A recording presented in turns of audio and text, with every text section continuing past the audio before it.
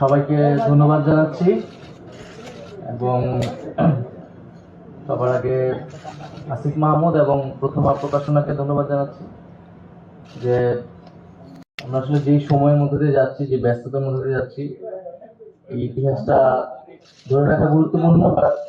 এর মধ্যে যে সময় বের করতে পারছে, এটা আমার কাছে খুবই আশ্চর্যের বিষয় মনে হয়েছে এবং সেটার জন্য অবশ্যই প্রথমা প্রকাশনাকেও ধন্যবাদ। তারাও একটু চেষ্টা করছে তার থেকে একটা বই বের করে আনা।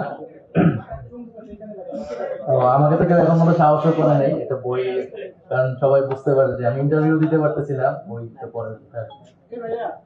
তো যদিও অল্প সময়, এখন আমরা যখন আসলে যে রিফাত অনেক কথাই বলতে গেল, কারণ আমরা আসলে যখন অল্প কিছু কথা বলি, আমাদের এখন নিজেদের একটা প্রেশার, আসলে অল্প কথা বললে আসলে অল্প মানে একটা খণ্ডিত ঘটনা বললে এটা এখন অনেক ধরনের ব্যাখ্যা আসলে আসে এবং কার কন্ট্রিবিউশন বলা হলো, কারটা বাদ গেল।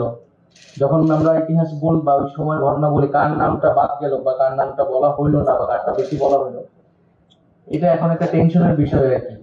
তো এটা অন্তত আমি আমার জায়গাতে চেষ্টা করি যে আসলে মানে জুলাই নিয়ে ঘটনা আসলে আমি কম বলার চেষ্টা করছি। গত আন্দোলন পরবর্তী সময় গত 7 মাসে বিভিন্ন ইন্টারভিউতে,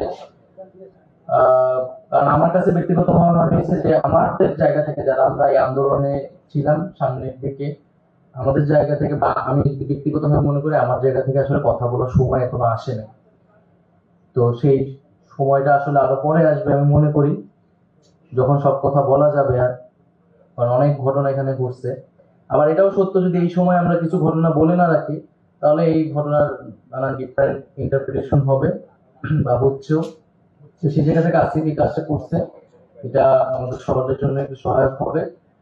তো আসিফের মোটামুটি একটা বর্ণনা আছে, এটা যদি ডিটেইলস ও করতে যেত এটা হয়তো 400-500 পৃষ্ঠার ভলিউম হইতো। একটা সংক্ষিপ্ত বর্ণনা আছে। তো এই আন্দোলন নিয়ে অনেকগুলা বিষয় তো আসলে আসছে, যে প্রথমত যে এই আন্দোলনটা কি পরিকল্পিত ছিল নাকি এই আন্দোলনটা আসলে স্বতঃস্ফূর্ত ছিল, এই ডিবেট গুলা আন্দোলন পরবর্তীতে আসছে এবং আমি এটা আসলে বিরোধাত্মক মনে করি না। এই আন্দোলনটা একটা পরিকল্পনার মধ্য দিয়ে আগাইছে, আবার পরিকল্পনার বাইরে যাওয়া ঘটনা প্রবাহ আগাইছে এবং মানুষের স্বতঃস্ফূর্ততা আসছে এবং মানুষকে যে স্বতঃস্ফূর্ত ভাবে কানেক্ট করতে হবে, এটাই কিন্তু এই আন্দোলনের মূল পরিকল্পনা ছিল একদম শুরুতেই। কারণ আমরা শুরুতেই আন্দোলনের নেতৃত্ব, আন্দোলনের কৌশল, এই বিষয়গুলো নিয়ে আমরা আমাদের একটা চিন্তা ভাবনা ছিল এবং আমরা যেহেতু ক্যাম্পাসে গত 7-8 বছর দীর্ঘ সময় ধরে আন্দোলনই করছি আসলে নানান এই ছাত্রদের পক্ষের আন্দোলন গুলা, এবং রাজনৈতিক দলের বাইরে গিয়ে আসলে একেবারে সাধারণ শিক্ষার্থীদের জায়গা থেকে বিভিন্ন সময় বিভিন্ন ইস্যুতে, সেই 18 সালের কোটা সংস্কার আন্দোলন থেকে নিরাপদ সড়ক, ডাকসু নির্বাচন এবং এরপরে নানান যে আবরার হত্যা বিরোধী আন্দোলন।